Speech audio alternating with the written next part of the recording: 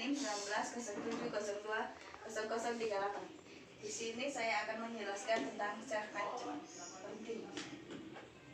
Akan memberikan gambaran umum tentang masalah perilaku subjek. Nah, manajemen waktu itu sulit untuk dilaksanakan kalau kita nggak bisa punya pendirian untuk mengatur waktu dari diri kita sendiri. Contohnya jadwal sehari-hari yang kita laksanakan. Contohnya kayak teman kuliah saya, dia banyak mengikuti organisasi penting di kampus maupun di luar kampus. Dari situ teman saya sering mengeluh capek, sakit. Belum lagi kalau misalnya tugas kampus dengan tugas organisasi ini terlalu banyak, jadi kayak dia menunda-nunda waktu, bilang nanti aja deh kerjanya. Bahkan teman saya biasanya sampai udah ketumpuk-tumpuk waktunya, tugasnya, dia kayak langsung bilang aduh sakit gitu. Nah, proses pemilihan teknik modifikasi nih, dia punya proses. Ada yang namanya teknik modifikasi perilaku yang dilakukan adalah self management. Dalam strategi penerapan self management ini perlu terlebih dahulu membuat keputusan dan membangun motivasi dalam diri untuk memanajemen diri kita sendiri. Nah, kemudian dilakukan observasi dan evaluasi terhadap perilaku manajemen ini. Kita bisa mengubah waktu kita dengan cara membuat target dalam modifikasi ini. Setelah itu target-target tadi kita buatkan jadwal harian yang akan digunakan untuk mengatur aktivitas subjek kita sehari-hari.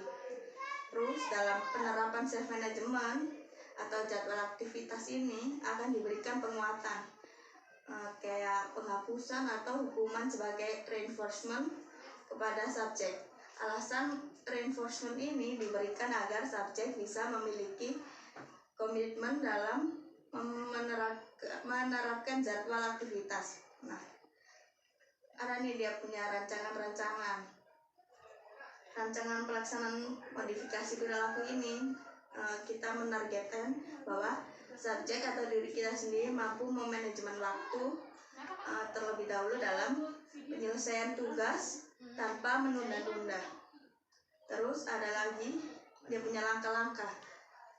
Langkah-langkahnya itu membuat keputusan dan membangun motivasi dalam diri subjek untuk terlibat dalam proses modifikasi manajemen waktunya. Terus meminta subjek untuk mengobservasi diri sendiri dalam melakukan aktivitas setiap harinya. Proses observasi ini menggunakan self recording yang berisi aktivitas yang subjek lakukan dalam sehari-hari. Nah, terus kemudian dilakukan evaluasi dari hasil self recording. Habis itu ada yang namanya evaluasi dilakukan. Subjek diminta untuk membuat jadwal aktivitas yang sehari-hari.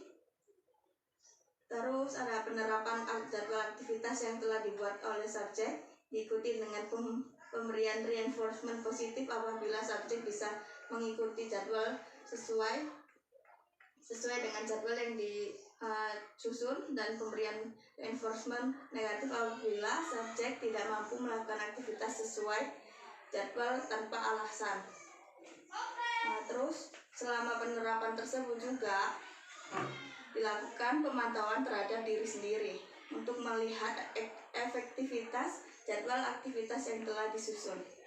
Nah, langkah terakhirnya itu dilakukan evaluasi untuk membuat jadwal aktivitas tersebut menjadi rutinitas sehari-hari dan dapat menjadi pelajaran yang lebih fleksibel. Saya sudah menjelaskan tentang self management. Terima kasih. Sekian, sampai jumpa.